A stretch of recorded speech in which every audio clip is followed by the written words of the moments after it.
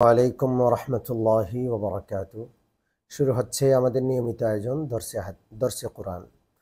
সুপ্রিয় দর্শক ও শ্রোতাবিন্দু, আজকের দর্শে কোরআনে আমরা পবিত্র সূরাতুল বাকারার 255 নম্বর আয়াত তথা আয়াতুল কুরসি নিয়ে আলোচনা করব ইনশাআল্লাহ। গতকাল আমরা আয়াতুল কুরসির ফজিলত সম্পর্কে, আয়াতুল কুরসির মর্যাদা মাহাত্ম্য সম্পর্কে পবিত্র হাদিসের আলোকে আলোচনা করেছি। আজকে পবিত্র আয়াতুল কুরসির অনুবাদ আমরা আলোচনা করব ইনশাআল্লাহ। মহান আল্লাহ তাআলা বলছেন, আউযু বিল্লাহি মিনাশ শাইতানির রাজীম, আল্লাহু লা ইলাহা ইল্লা হুয়াল হাইয়ুল কাইয়্যুম। আল্লাহ হলেন তিনি যিনি ছাড়া কোনো মাবুদ নেই। আল হাইয়ুল কাইয়্যুম, যিনি চিরঞ্জীব এবং সমস্ত সৃষ্টির নিয়ন্ত্রক। লা তাখুযুহু সিনাতুন ওয়ালা নাওম, যার কখনো তন্দ্রা পায় না এবং নিদ্রাও না, অর্থাৎ তিনি তন্দ্রাও যান না, নিদ্রাও যান না, এগুলো থেকে তিনি পবিত্র।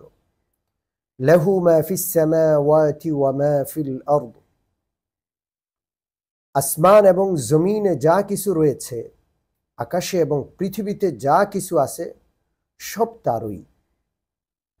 মান যাল্লাযী ইয়াশফাউ ইনদাহু ইল্লা বিইজনি, কে আছে তার সমীপে তার অনুমতি ব্যতি রেখে সুপারিশ করবে, অর্থাৎ এই সাধ্য কার আছে? কারো নাই। ইয়ালামু মা বাইনা আইদিহিম ওয়া মা খালফাহুম, তিনি সকল বান্দার আগের পিছের সবকিছু জানেন, পূর্ব পশ্চাতের সকল অবস্থা সম্পর্কে তিনি অবগত। ওয়ালা ইউহিতুনা বিশাইইম মিন ইলমিহি ইল্লা বিমা শাআ, আর আল্লাহ রাব্বুল আলামিনের জ্ঞানের কোনো বিষয় নিজ আয়ত্তে নিতে পারে না মানুষ, কেবল সেই বিষয় ছাড়া তিনি নিজে যার ইচ্ছা করেন। অর্থাৎ তার জ্ঞানের কোনো বিষয় যদি তিনি আমাদেরকে জানান, সেটাই একমাত্র আমরা অবগত হতে পারি, সেটা ছাড়া অন্য কোনো বিষয় সম্পর্কে আমরা জানতেই পারি না। ওয়াসিআ কুরসিয়ুহুস সামাওয়াতি ওয়াল আরদ, আল্লাহ রাব্বুল আলামিন বলছেন তার কুরসি আকাশমণ্ডলী ও পৃথিবীকে পরিবেষ্টন করে রেখেছে। তার সিংহাসন আকাশ এবং জমিনকে এবং এর মধ্যে যা কিছু আছে সব কিছুকে পরিবেষ্টন করে রেখেছে।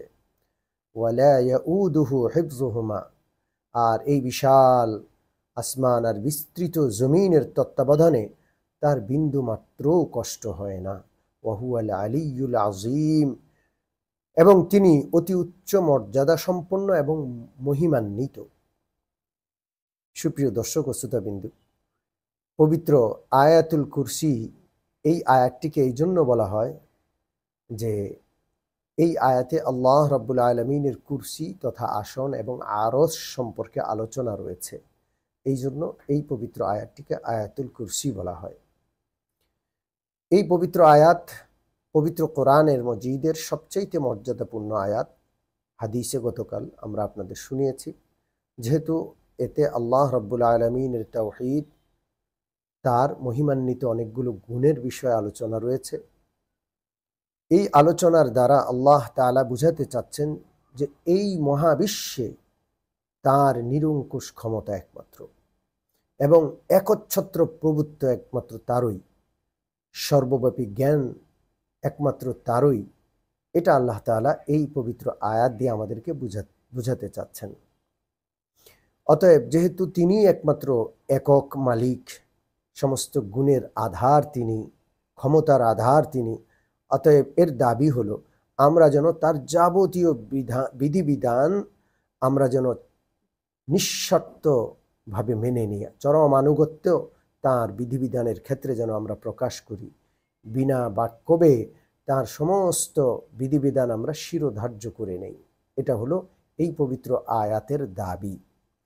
আর তিনি যেহেতু একমাত্র ক্ষমতাশীল, সমস্ত কিছুর মালিক, তার বিধিবিধান পালনের মাধ্যমে ইহকাল এবং পরকালের যাবতীয় কল্যাণ আমাদের লাভ হবে, এটাও আমরা এই আয়াত দ্বারা বুঝতে পারি। তার বিধান ছাড়া আর কারো বিধান মানা যাবে না, যেহেতু এত বড় ক্ষমতা আর কারো নাই।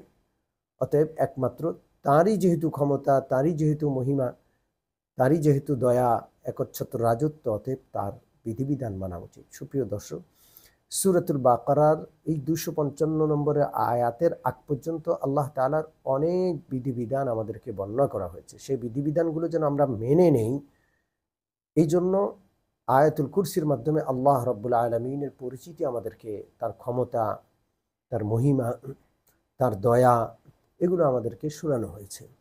অতএব আল্লাহ তাআলা যেন আমাদেরকে মহান আল্লাহ রাব্বুল আলামিনের বড়ত্ব, মহত্ব অন্তরে ধারণ করে তার সমস্ত বিধিবিধান আমরা যেন শিরোধার্য করে মেনে নেই, বিনা বাক্য ব্যয়ে আল্লাহ আমাদেরকে সেই তৌফিক দান করেন। আমিন।